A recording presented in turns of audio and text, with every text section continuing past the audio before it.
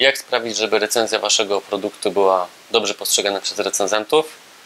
Dać im wentylator w trakcie, kiedy za oknem jest 30 stopni. Teraz jest noc, więc tego nie widać, ale to urządzonko naprawdę mi się przydało. Zapraszam do recenzji.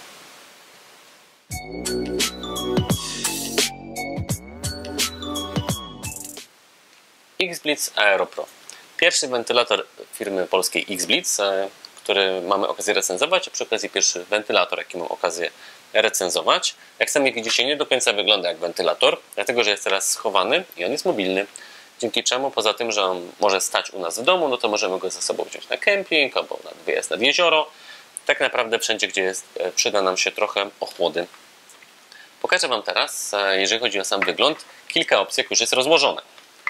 W ten sposób go sobie rozkładamy, blokujemy i możemy mieć taki wentylator na biurko, który będzie nas schładzał. Możemy go sobie trochę powiększyć, przechylić i zablokować, bo ma kilka opcji. Czyli tutaj teraz, jak widzicie, to jest przechylony, albo w ogóle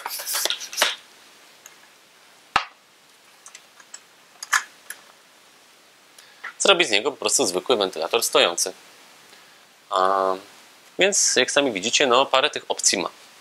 Poza tym, razem z wentylatorem, tutaj sprytnie schowany, jest pilocik, którym sobie możemy nim sterować. Możemy sterować za pomocą pilota albo za pomocą panelu, ale do tego przejdźmy już za chwilę. Wentylatorem możemy sterować za pomocą pilota oraz dotykowego panelu. Pokażę wam teraz podstawowe funkcje, które on posiada. Włączamy go sobie czerwonym przyciskiem i możemy ustawić jeden z 4 trybów działania. To jest pierwszy, drugi, mocniejszy, trzeci i czwarty, czyli taki przerywany.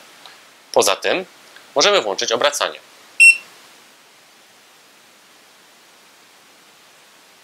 Jak widzicie, on się obraca, dzięki czemu lepiej rozkłada nawiew w pomieszczeniu, w którym się znajduje.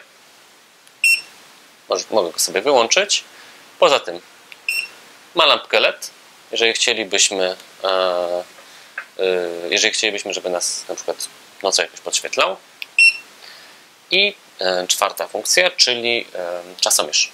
Czyli jeżeli stwierdzimy, że chcemy go sobie wyłączyć za kilka godzin, no to możemy sobie, przyciskając ten przycisk, ustalać, że wyłączy się za godzinę, za 2, za 3, za 4, albo sobie resetujemy, czyli 5. przycisk to jest to, że on się wyłączy dopiero wtedy, kiedy my go wyłączymy. I to są te podstawowe funkcje. Te funkcje również znajdują się tutaj, w samym panelu. Aczkolwiek muszę przyznać, że są mało czytelne. I tutaj jest znaczek wentylatora i jest znaczek światełka, ale słabo je widać. Powiem szczerze, i pilotem o wiele prościej się nim steruje. Przejdźmy teraz do dalszej części. Wentylator ma wbudowany akumulator. Doładowujemy go sobie za pomocą kabla USB-C. On jest maksymalnie w stanie działać przez 28 godzin. Oczywiście, jeżeli to będzie pierwszy tryb, on się nie będzie obracał, nie będzie włączona lampka. Im więcej rzeczy uruchomimy, tym ten czas się bardziej skraca, tam do około 7 godzin, jeżeli wszystko będzie działało na 100%. Ładowanie to jest 6 godzin.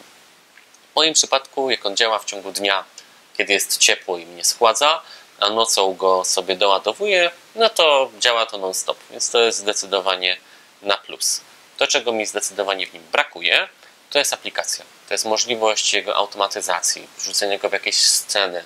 Także na przykład przychodzę do domu i on się uruchamia. Albo kiedy jest zbyt ciepło na dworze, no to on się uruchamia. Tego tutaj nie ma, tak? Czyli jedyna interakcja z tym wentylatorem to jest pilot, który jest wygodny, albo panel, który osobiście jakoś super mi nie przypadł do gustu. Ale wentylator ma bardzo duży potencjał. No i jego gigantyczna zaleta to jest właśnie ta mobilność. Czyli mogę sobie to schować tutaj, jego pozamykać, jeszcze sobie go domknę